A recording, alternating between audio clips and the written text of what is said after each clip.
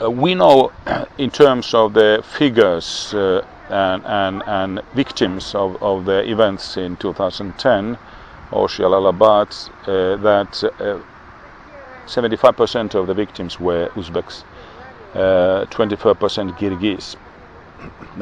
These are the figures telling how many people died. Now there have been prosecutions, arrests, and even tribunals in Kyrgyzstan, which is absolutely important because human rights violations are very serious. Crime has been committed by individuals, and it's important that governments and prosecutors and law enforcement bodies are serious on that and judicial system functions. But up to date, 80% of those who have been arrested are Uzbeks. And all the cases which have been finished, courts have been finishing now, are claiming Uzbeks as guilty. That's not balanced in terms of the figures we also get in terms of victims.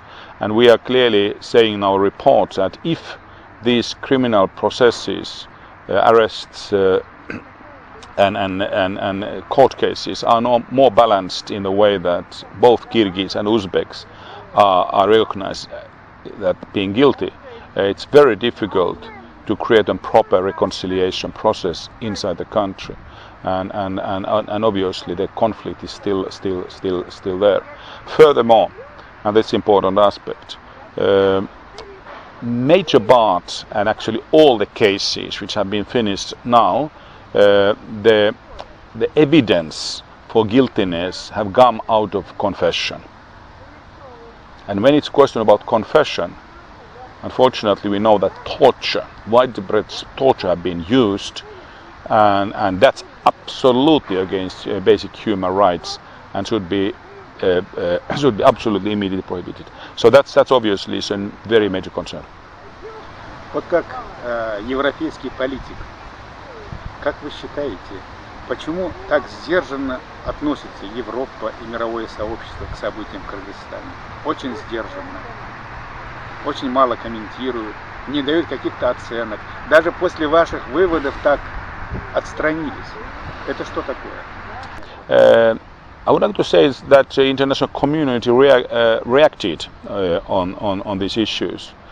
First of all, they claimed that's absolutely necessary to have an international investigation what happened. International independent team should be established, and it was done. Thanks for Kyrgyzstan government that they allowed us to work. That's actually the first time in former Soviet Union that an independent international inquiry commission was established for this type of tragic events, this type of events where human rights violations are serious.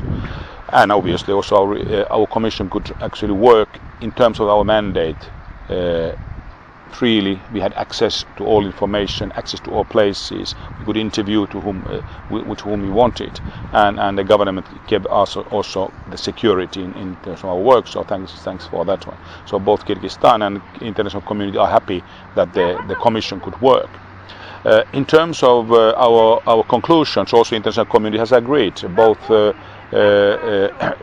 Europe, America, Russia, all the countries, most important international organizations, United Nations, OECD, European Union, are agreeing with our conclusions, and in the future their programs inside Kyrgyzstan will be addressed in terms that also the recommendations what our commission has made will be implemented, and that's obviously is an important aspect. But then the question, how much reactions from international community for Kyrgyzstan, we must understand that Central Asia, Kyrgyzstan are far away from the so-called center of the world.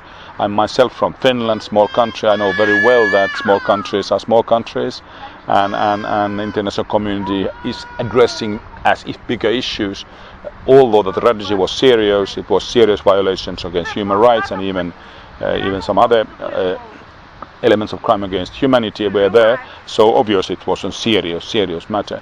But everything is relative in the world, and I think also that the international community should even react more stricter way in these type of situations.